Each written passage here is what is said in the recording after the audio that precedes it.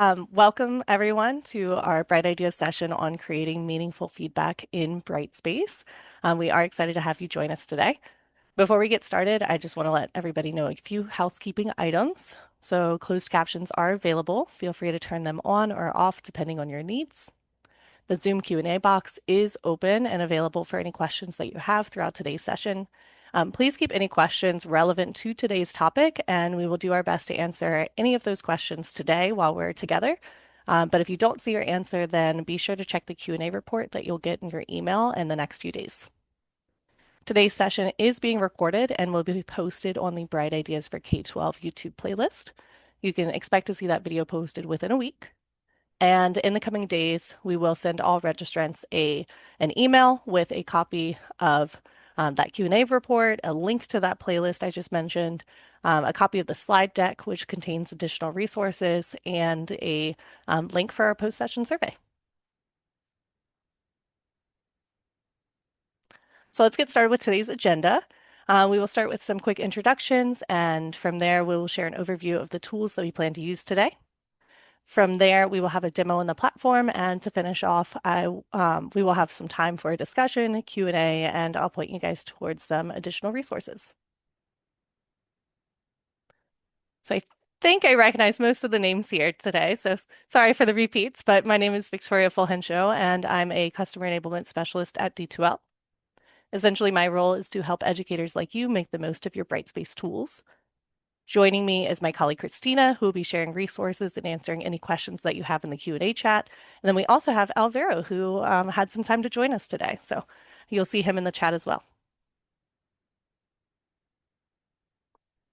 And before we get too far, I just want to make sure we're aligned on some quick terms. D2L is the company that Christina, Alvaro, and I work for.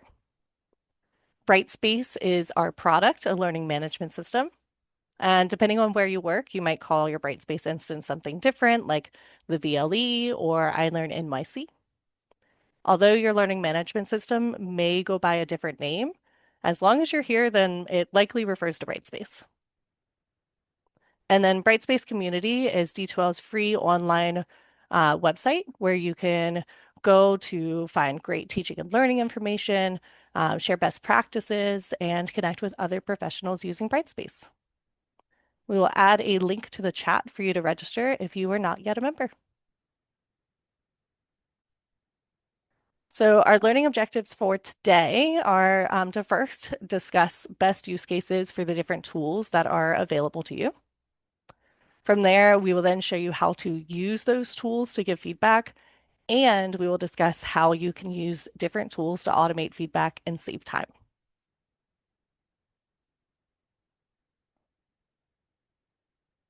So based on our polls, we saw two really clear themes. First, teachers are using a mix of tools already. You guys have experience with just about all of those tools that I listed. And second, students respond to feedback in different ways. This slide here is meant to feel less like a checklist that you have to mark everything off and more like a menu. You don't need to use every tool every time. The goal is choosing the right tool for the moment. So let's start with rubrics. Rubrics are often the backbone of meaningful feedback because they set clear expectations before students even submit their work. They're especially helpful for consistency, whether you're teaching one section or many, and they can save a huge amount of time by standardizing feedback and automatically calculating scores. From what we saw in the poll, many of you guys are already using rubrics today, and we will focus a little bit more today on how to make them work harder for you by pairing them with different tools. Audio and video feedback is one of the quickest ways to personalize feedback without writing long comments. I notice most of you guys aren't using it at this moment, so hopefully today will get you inspired. A 30 to 60-second recording can often say more than a full paragraph, and it's especially helpful and powerful for either younger learners, which I know many of you guys don't have today, or emerging readers, or just students who benefit from tone and encouragement. You don't have to do this for every student or every assignment. Even using this selectively can really make a big impact. I see in the chat that it really humanizes you. Yeah, definitely. Annotations allow you to give feedback in context right on the student's work. I did see many of you are using annotations already. Instead of the general comments like expand this idea, you can highlight exactly where clarification is needed. And that immediacy really helps students understand and apply their feedback. This is especially effective for written assignments, PDFs, and visual projects. And it pairs really nicely with rubrics or audio feedback too, which I can show you later. Discussions give feedback a second life. Instead of feedback just kind of being the end of the learning process, discussions allow students to then reflect and respond to their feedback. This is a great space for peer feedback or for follow-up questions like, what would you do differently next time based on the feedback you received? Even short discussion prompts can help students process rather than just glance at, or process feedback, sorry, rather than just glance at a grade and just move on from there. And last but not least, we have awards. Awards are one of the simplest ways to reinforce positive behaviors, and students genuinely love them. I don't know who doesn't enjoy getting an award. They're quick to set up, they're easy to automate, and they can help feedback feel encouraging rather than corrective. Awards work especially well when paired with other tools. And this is where feedback shifts from something students receive to something that they're motivated to act on. The big takeaway here is that these tools aren't meant to live in isolation. The magic really happens when you combine them in small, intentional ways. So now that you've seen our feedback toolkit, the real question really becomes, how do I decide which tool to use and when? This slide is meant to be a quick mental checklist for you to run through just before giving that feedback. The first thing is to consider is the type of assessment. Is it a formative or summative assessment? Formative feedback should help students practice and grow. This is where tools like those annotations, audio feedback, and discussions really shine. And on the other hand, summative feedback benefits from clarity and consistency. So rubrics are a really great anchor here.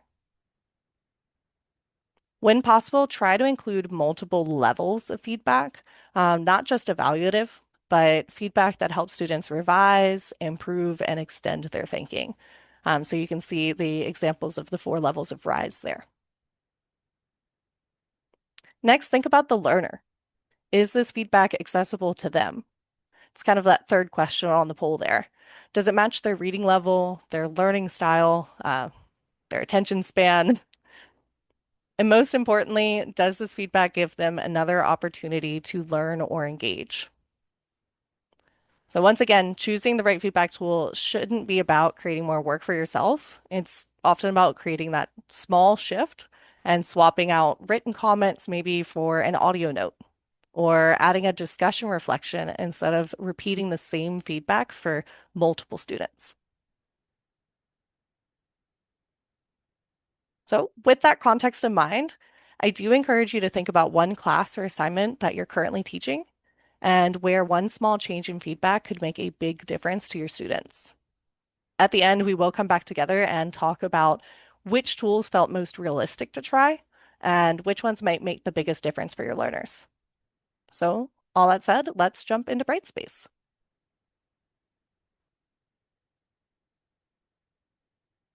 All right. So we're going to start just kind of like with that full feedback toolkit. We're going to start with rubrics.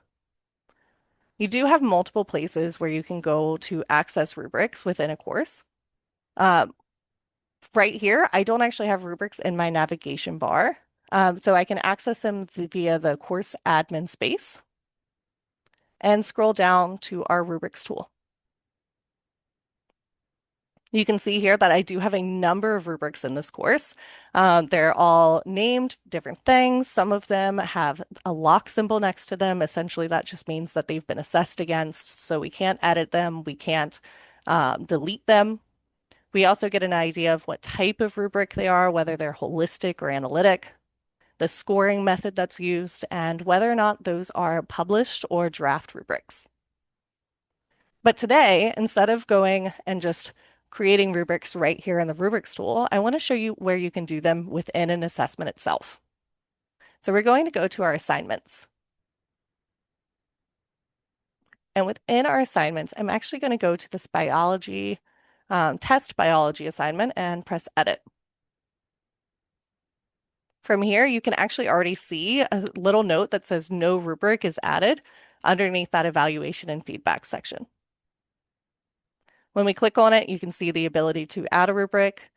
There are also some other notes here which might be important for the future, so just keep an eye on these. So we have our annotation tools, the ability to make annotation tools available for assessment. That'll be important for later. And a couple other options like anonymous marking, the number of evaluators, and this is where you'd see your integrations like Turnitin. But we are going to focus on our add rubric, and we have the ability to create new right here from the assignments tool, or add one that's already existing within our rubrics. So I'm going to press create new, and you can see that it automatically goes to an analytic rubric. We do have the option to switch to holistic if you prefer. From here, you can really see the difference between the holistic and the analytic rubrics. Holistic are great for providing a general overview of achievement, but I would recommend using those analytic rubrics for more detailed feedback, as you can break down an assignment into separate criteria, and you are able to provide scores for each component. So let's go back to that analytic space, and you can even see we can add different criteria in here. We can add, they're labeled as expectations here, but we can add our learning outcomes. Some of you guys, I think, attended our learning outcomes session a month or so ago, but we can add those right here to the rubric. And then this is where you can really go in and add what the criteria is, what you're expecting students to complete.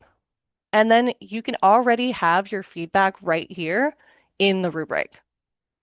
So if students receive a level 4 or reach level 4 on this particular rubric, they'll automatically get the feedback that you put into here. And I know it looks a little condensed, but we do have the full Brightspace editor here. So you have the ability to go and add bold, underline, italics. You can insert stuff, different videos, video notes. You can add images, all sorts of things right here in this feedback section. For now, I am going to go ahead and press cancel and show you what a rubric looks like that we've already created. So I'm going to press add existing. And from here, you can see all of our different rubrics that have popped up. I do want to show just a quick example for those younger learners. I just have one right here. Where you can see that even though this is an analytic rubric, this one doesn't have too much text. It's a rubric that is simple with either images or emojis and just some very short descriptions. And you can't see it here, but the feedback is just like a smiley face emoji or image for the great job, and then a sad-faced image for the keep trying. So you can do different things like that. You can make it fun for students. I don't know what memes are going around now, but you can put those in there if you really want to and really feel relatable to your students. But that's an example of those younger learner ones. But I'd like to show you one where we already have some outcomes aligned. So you can see here that this one is much more extensive. It has learning outcomes aligned, and you can see those right here as our expectations. And you can really see that those expectations are more detailed for those older learners. For older learners, what rubrics can do is support revision and that self-assessment that we had talked about. So they can really come here and see if they received a level 3, what could they do to receive a level 4? And one last thing with rubrics that I want to show you is what it looks like when we go to actually evaluate a rubric. So I'm going to cancel this for now and go into our cell assignment. You'll notice that Samantha has already submitted something, so I'll go to her evaluation. And you can see our rubric is right here in the top corner. When I click on it, this one has already been evaluated, and she did receive a level 4 for this particular assignment. And you can see in the feedback that it already is set up to give her a video to watch as a next step. If she had received a level 3 on this, it would then take her to a presentation on cells for her to go back and review, and that's linked directly to our content space. And then we also have different options and different videos for the different levels further down as well. So you can really use the rubric space, the feedback spot, to really extend their learning and not just say, great job, or let's try this again. So that is our rubric space. One note again is that once a rubric is used for grading, it cannot be edited. So be sure that you are really ready to have that rubric exactly how you want it. So next is the annotations that I'd like to walk you through. So we're going to go back to our assignments and go down here to understanding physical and chemical changes. We're checking out Samantha's submission here, and you can see that she submitted a document. When I click on that, it automatically comes up with an annotations view. Many of you said that you are using annotations already, but as a reminder, to access that, you would just need to click that check mark on the assignment when you're going and creating that. Annotations are great for being able to highlight, add text, sticky notes, all of those things right here in the assignment. So you can see all of the different options here that are available. We have these cool sticky notes where you can pick certain symbols, whether you want them to mark an X here and write an additional note. And so once they click on that X, it pops up with that note there. Or you can go and I'm going to go ahead and highlight here. So I'd like to highlight maybe in green and say, maybe I really liked what she did up here, but I'd like her to kind of review that reflection question again. So I highlighted them in different colors to represent that maybe I want her to do something different in one space than the other. And something I can pair with this is that audio or video note. So you can see over here on the right-hand side that we actually have a record audio and record video button here. Something interesting about this is that when I click on record audio, you can see that I'm recording something now. I can press stop recording. You can see that I'm recording. You likely hear that. Hopefully it doesn't sound as weird to you as it does to me. But from here, we can press add, select our title description if you'd like to add it. But one really cool thing is that we do have the option to automatically generate captions from this audio or video. And then I'll press add. The downside to doing it down here, though, is that it does add this audio and video note as an attachment. But what you can do if you'd like it to be shown directly in that box without them having to click on it and go to a different tab is you can go to our Insert Stuff button and click on Add Video Note here. It does have the option for add audio only. I can't do video because I am on video here, but you can go ahead and just add your video recording or audio recording straight from here. We can stop recording. And then it's the same process that we had before. But instead of the audio recording being something that pops up in the bottom, you'll see that when I press insert, it shows up right here in my editor box or my feedback box. So once that processes, it'll process just like any video or audio, it'll show right there for the learner, and they can go and access that feedback right there without clicking on anything extra. One quick note or just one quick tip is that a mic check is never a bad idea.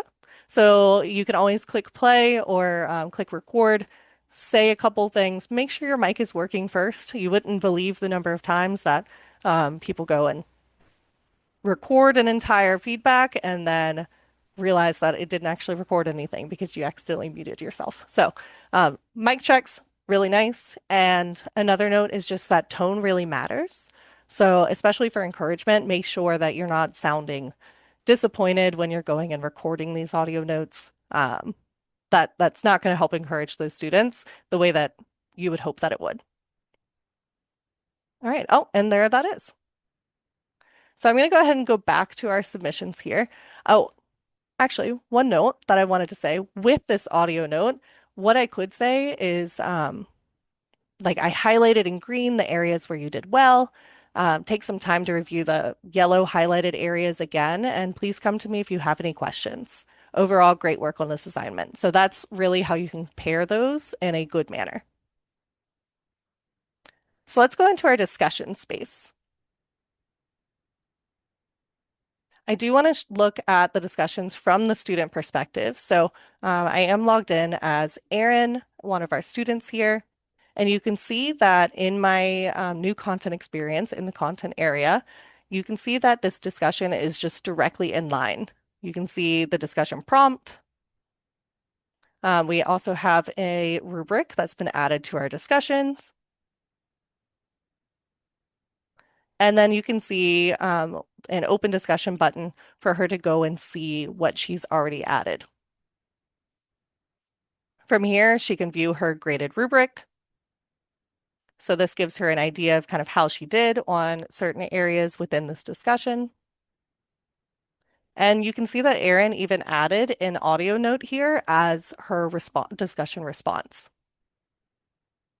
Some benefits of discussions is that, once again, they can extend feedback into reflection, and students can then explain how they applied feedback. I would recommend for older learners to give them that opportunity to explain those revision decisions that they make. Whereas for younger learners, keep them one question reflections, kind of like what you can see up here of can you share your thoughts on the volcano video? One quick note though is to keep your prompt specific and relevant. So you can prompt a deeper reflection instead of just staying surface level. You'll notice that Erin here, she kept it a little surface level with her response. Rocks are amazing. So if you couldn't hear that, she said rocks are amazing. I don't disagree with her, but I was actually hoping that she would share more about what did she learn from the volcano video, what's something that she was most interested in, different things like that. So your students will likely just give you sometimes the bare minimum. So at least give them your expectations in that question, in that prompt. But going back to the teacher perspective, um, you can actually use groups to make a discussion, the discussion tool, a one-to-one experience with your learners or them with their teachers. So you can see an example of that in our individual science journal section here. So this is a topic where you can see that we have group sections and group section restrictions. So essentially, if you look at our groups here, you can see that they're all individual students. And when I start a new thread, it'll actually prompt me to select which group I'd like to post this discussion topic to. So for this example, I'm going to post one to Vicki Michaels. And I'd like the subject to be about one of those assignments that we looked at earlier. And once again, an example of giving her a more specific prompt. I'd like her to share 3 things that she did well on, and then 3 things that she'll do to improve on in the next assignment. So here, if I press post, you'll see that the thread is created successfully and that it's only directed to Vicki Michaels, whereas this one is directed to Erin Roth. So if I'm Erin, I'm going back to my discussions. I can't see this discussion here. It's only available for Vicki. So if we go into Vicki's discussions, that's here available for her. But if we go into Erin's, you'll see that that discussion prompt isn't there for her. So this is really good to get that one-to-one conversation going without having kind of that extra peer feedback. If you'd like to leave some discussion prompts open for peers, they can give each other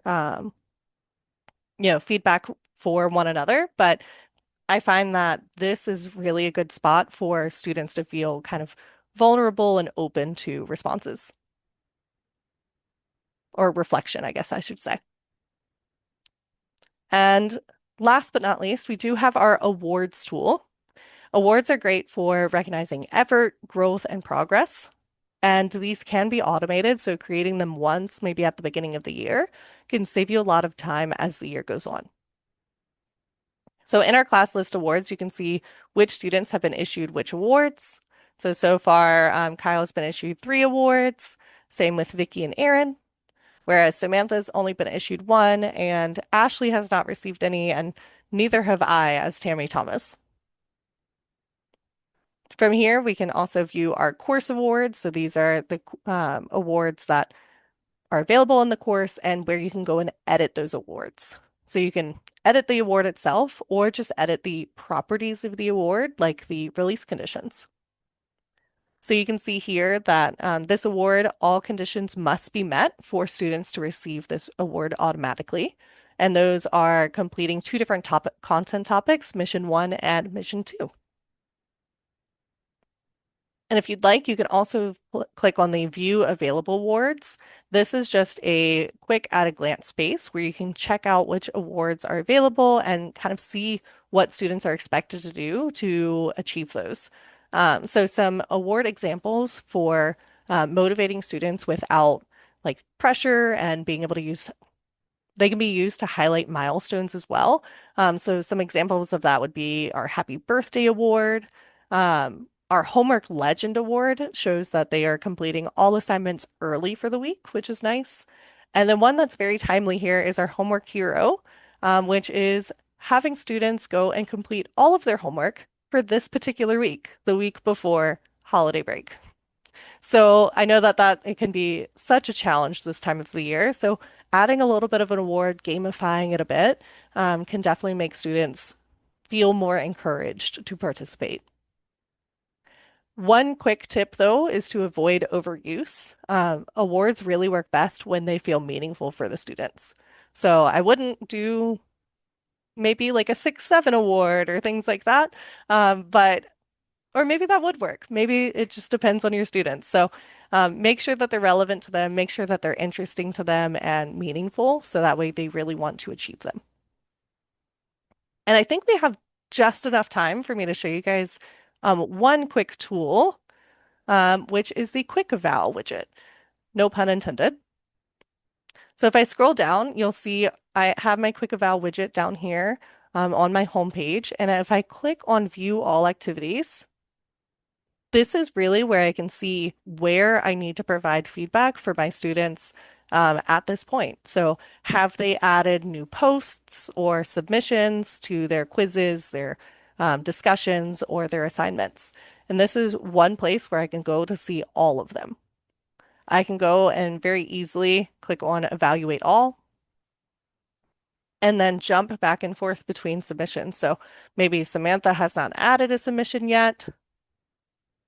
This might not have been a good example. Oh, but Vicky has. So I can go and evaluate her and just bounce back and forth between users on one particular assignment. But one quick note, which I learned just today actually, is that if you go to your org level and have the Quick Eval widget on there, you can actually go and see all of the activities for all of the courses in which you're enrolled in as a teacher. So you can see we were in our intermediate science course, and now you can see that we have submissions for BC Sandbox, Brightspace Classroom, high school physics, junior intermediate science, and our primary class. Tammy teaches a lot of classes. So you can go and very easily see which classes have submissions that you need to evaluate, go in, evaluate them all, and it just gives you essentially a checklist of what needs to be done in terms of where you still need to give feedback to students. All right, so all that said, let's jump back into our slides, and I'll share some resources with you guys before we have our discussion. So to review our learning objectives, first we did discuss the best use cases for the different tools that are available. And from there, I did show you how to use those tools to give feedback and discuss how you can use different tools to kind of automate like those release conditions to save time. And we would love to hear from everyone here. So we have a link to our post-session survey where you can give your feedback on kind of how we are doing on this session, essentially. To participate, you can either scan the QR code on the screen or use the link in the chat that Christina just shared. We've also added a couple links on the slide that provide information on our product idea exchange or PI process. So if you have any feedback regarding Brightspace itself, be sure to check out those resources. In regards to our post-session survey, I love seeing all the responses. Somebody added in a fun fact about um, octopuses. I don't know how to say that plurally, but they added that in there. It wasn't quite relevant to this, but it was a fun fact. So I do enjoy getting to see kind of those things as well. We do invite you also to join the D2L Champions program. I see we have a number of champions here already today. But for those who aren't, the Champions program does give you the opportunity to receive points for attending webinars like this one, submitting blog posts, and even giving us reviews online. And then you can redeem those points for gift cards, swag, additional D2L services. So be sure to check that out.